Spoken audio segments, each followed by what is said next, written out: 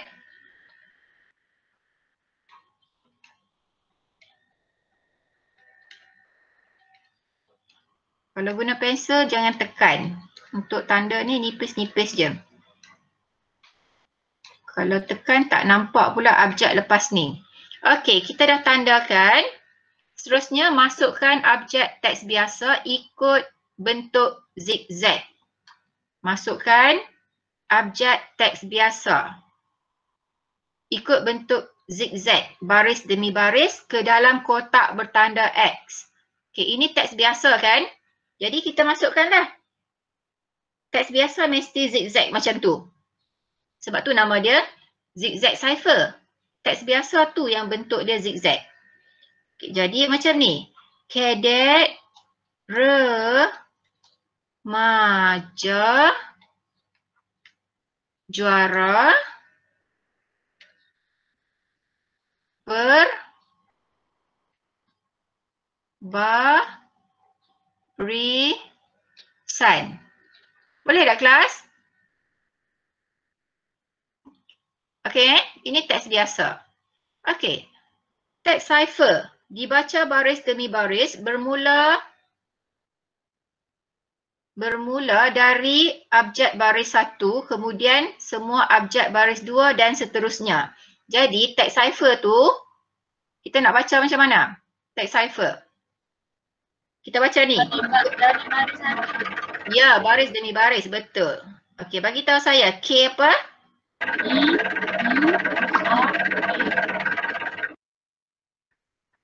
Okey, ini yang baris pertama sampai sini. Sambung lagi baris kedua kan? ARM, JAEBSN, settle.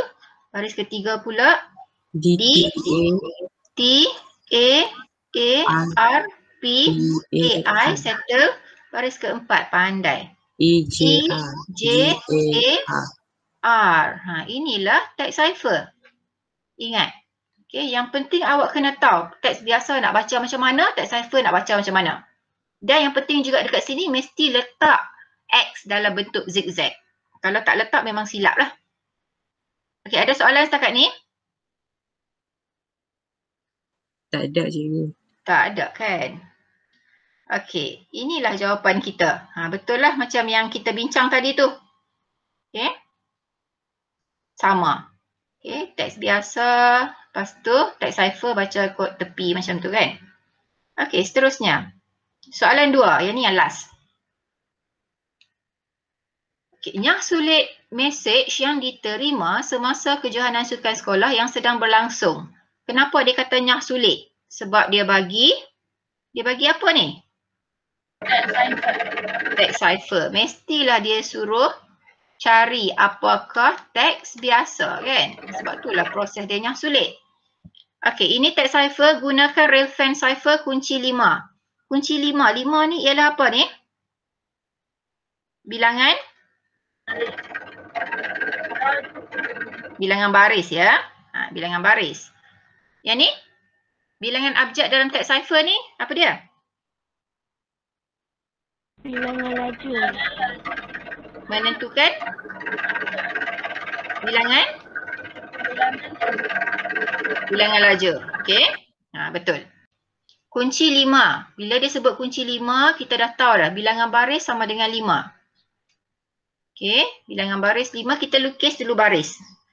B1, B2, B3, baris 4, baris 5. Okey, buat baris dulu, buat panjang-panjang sampai hujung ni.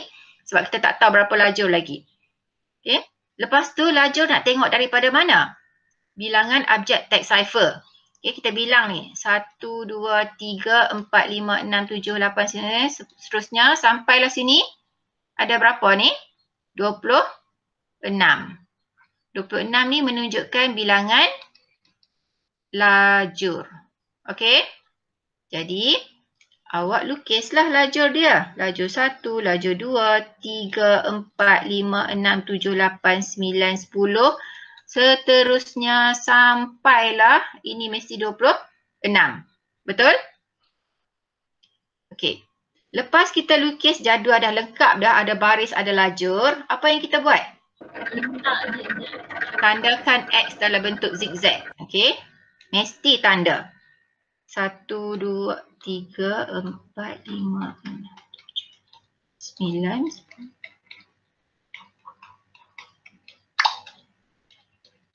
Nanti awak buat cantik-cantik lah. Okey, lepas kita tanda, masukkan abjad teks cipher. Kan dia bagi kat kita teks cipher kan? Teks cipher nak tulis macam mana? Bentuk zigzag kah? Betul tak teks cipher nak tulis dalam bentuk zigzag macam ni? Kelas?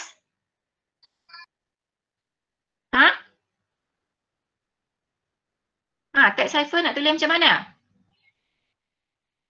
Tuliskan pada kotak yang bertanda X baris demi baris. Okey. Yang ni kan. Ikut baris pertama dulu. Apa dia? R, A, N, L. Okey, habis sampai sini. Lepas tu U, R, A, E, A, I. Okey, sampai sini. M, E, S, H, A, T. Okey. A, P, A, O, R, K. Di sini. H, J, I. Habis kan? Yang itulah yang kena ingat macam mana nak tulis teks cipher. Nak isi kat mana, kena tahu.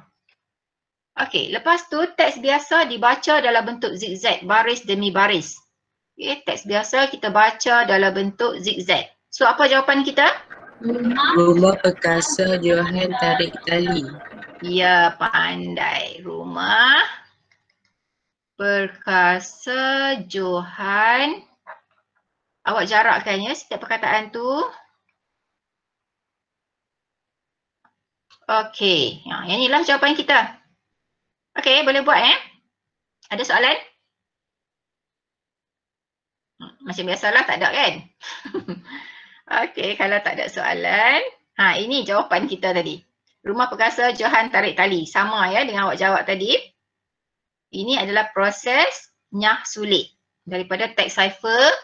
Teks cipher ni kita tukar ke teks biasa kan. Nyah sulit. Okey, itu saja untuk hari ini. Saya dah cover transposition cipher. Ada berapa jenis transposition cipher? Ada? Ada 2 kan? Columnar transposition dengan Rel-Fan cipher. Okay, kena ingat macam mana nak isi dia. Okay, macam mana nak tahu bilangan lajur, bilangan baris. Macam mana nak baca teks biasa, teks cipher. Okay? Okay, jadi saya berhenti sampai sini untuk hari ini.